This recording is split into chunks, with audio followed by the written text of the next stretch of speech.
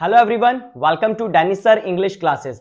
आज है हमारी 14th क्लास जो कि बेस्ड ऑन है इंडेफिनेट प्रोनाउन के ऊपर कि इंडेफिनेट प्रोनाउन आखिर होते क्या है और उनको हम कैसे पहचान सकते हैं। तो सबसे पहले हम डेफिनेशन से सीखते हैं इंडेफिनेट प्रोनाउन क्या होते हैं। तो डेफिनेशन देखेंगे हम, a pronoun that does not refer to a specific person, thing और प्लेस। यानी ये ना ऐसे प्रोनाउन होते हैं जो ना एक स्पेसिफिक पर्सन के बारे में नहीं बताते, प्लेस के बारे में भी नहीं बताते और थिंग के बारे में भी नहीं बताते। यानी आप जब भी यूज करते हो इनडेफिनेट प्रोनाउन तो आप ये नहीं बता पाते कि ये बंदा आखिर है कौन, इसलिए इनको बोलते हैं इनडेफिनेट प्रोनाउन, क्योंकि ये डेफिनेट नहीं होते। सो आई होप सो आपको इसकी डेफिनेशन तो समझ आ गई होगी और देखते हैं इनके यूजेस हम एक एक करके कैसे बोल पाते हैं, लिख पाते हैं और पढ़ पाते हैं। तो शुरू करते हैं। सबसे पहले somebody, anybody, everybody, nobody. Somebody, anybody, everybody, nobody. Someone, anyone, everyone, no one. तो ये दोनों देखने में एक जैसे लग रहे हैं, तो आखिर में इनमें अंतर क्या है? इनमें अंतर कुछ भी नहीं है। ये भी पर्सन के लिए यूज होता है और ये भी पर्सन के लिए यूज होता है। और इनकी हिंदी देखेंगे, somebody, someone की हिंदी होती है कोई, एनीबडी, एनीवन की हिंदी होती है कोई भी, एवरीबडी, एवरीवन की हिंदी होती है सभी, नोबडी, नोवन की हिंदी होती है कोई भी नहीं। तो ये दोनों तो यूज होते हैं पर्सन के लिए। किसके लिए होते हैं? पर्सन के लिए। तो सबसे पहले इन्हीं के एग्जाम्पल के थ्रू हम इनको बोलना सीखते हैं और लिखना सीखते हैं। तो सबसे पहले हम समवन और समबडी के बारे में हम जानते हैं। हमेशा एक चीज मेरी याद रखना, इन सभी यानी इनडेफिनेट प्रोनाउन के बाद हमेशा आपको सिंगुलर वर्ब लगानी है। जैसे आप ये नहीं बोल सकते somebody are, somebody have, आप ये नहीं बोल सकते। आपको बोलना है somebody has, someone has, somebody is, someone is। सो हमेशा याद रखना सिंगुलर वर्ब आएगी, बिना सोचे समझे सिंगुलर वर्ब लगानी है, प्लूरल के बारे में सोचना भी नहीं है आपको। आई होप सो आपको ये समझ आया होगा। तो अब सीखते हैं सेंटेंसेस में इनको यूज कैसे करते हैं। तो सबसे पहले somebody की हिंदी होती है कोई। जैसे अब ना मेरे को ये बोल रहा हूं कि कोई आ रहा है, somebody is coming, somebody is coming। या मैं ये भी बोल सकता हूं someone is coming, लेकिन इनमें थोड़ा सा अंतर होता है। वो थोड़ा सा अंतर क्या है? जब आप ना अपने ग्रुप की बात करते हो, जैसे कि भाई आपके क्लास में ही ना किसी ने पेन चुरा लिया, ठीक है भाई, आपका क्लास में से ही पेन चोरी हुआ है, तो जाहिर सी बात है क्लास के किसी बच्चे ने चुराया होगा। ये तो नहीं है कि बाहर से किसी दुकान वाला कोई आया और आपका पेन चुरा के चला गया।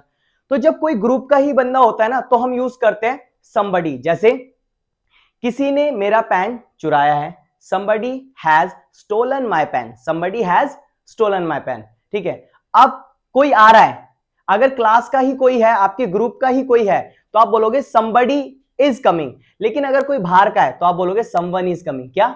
someone is coming। अब फॉर द एग्जाम्पल, आप एक मीन्स मार्केट में गए, वहां पर आपका मोबाइल चोरी हो गया, तो आप ये नहीं बोल सकते somebody has stolen my mobile, आपको बोलना है someone has stolen my mobile, क्योंकि कोई आपका ग्रुप का थोड़ी है, वहां तो मार्केट में बहुत सारे लोग हैं, उनमें से किसी ने आपका चुराया होगा, तो आपको बोलना है someone।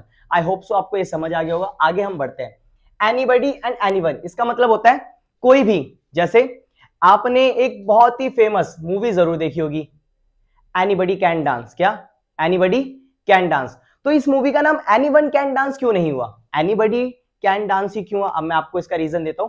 क्योंकि वो जो इंसान है ना, जो उसका टीचर है, वो वहां पर जो ग्रुप में जो लोग खड़े हुए थे उनके लिए बोलता है। उनमें से एक पूछता है, हाँ सर डांस कर, मींस कौन डांस कर सकता है? तो टीचर बोलता है एनीबडी कैन डांस, कोई भी डांस कर सकता है। फिर एक एक करके वो लोग आते हैं और अपना डांस दिखाते हैं टीचर को। आई होप सो आपको समझ आया होगा। लेकिन अगर आपको इस दुनिया में सभी के लिए बोलना है तो आपको बोलना है एनीवन कैन डांस। क्या बोलना है?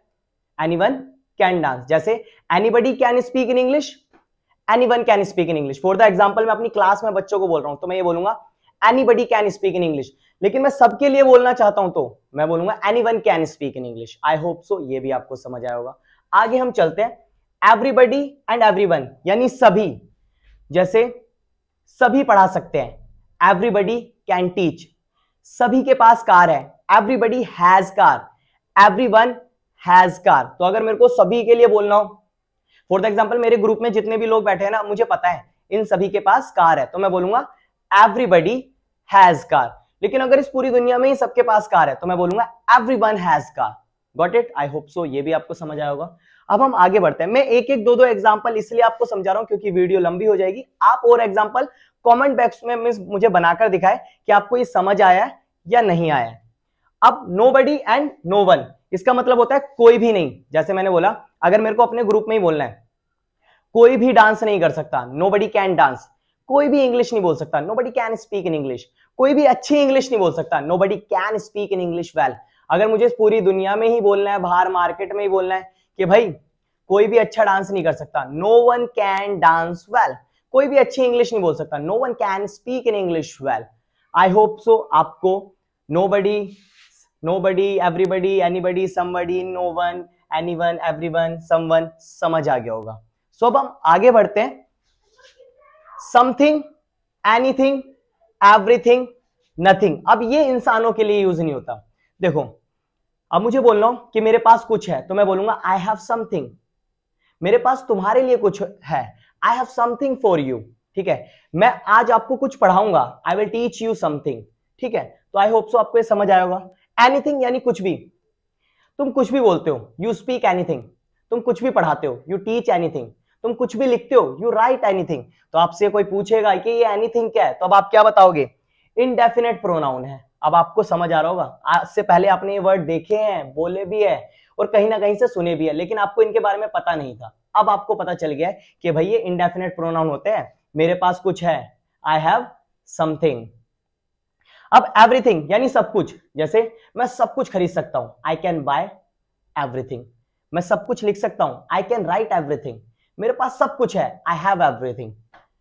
नथिंग, मेरे पास कुछ भी नहीं है, आई हैव नथिंग। मैं कुछ नहीं बोल सकता, I can speak nothing. I hope so आपको यह भी समझ आ गया होगा। और अब आपको कमेंट बॉक्स के अंदर मुझे एक एक करके, मींस हर सभी के एक एक एग्जांपल जरूर लिखने, जिससे मुझे पता चले कि मेरी वीडियो से आप सीख भी रहे हो कुछ। और मेरी पास्ट की जो वीडियोस है, यानी मैंने पूरी सीरीज भी बना रखी है, जो कि मैं पास्ट में मैंने वीडियो बनाई है प्रोनाउन के ऊपर 1 बाय 1 करके, तो आप उसे भी देख सकते हो ताकि आपको आगे की सारी वीडियोस समझ आए। आई होप सो ये वीडियो आपको पसंद आई होगी, तो प्लीज इसको लाइक करें, शेयर करें और चैनल को सब्सक्राइब करें। सीखते रहे with Danish sir English classes.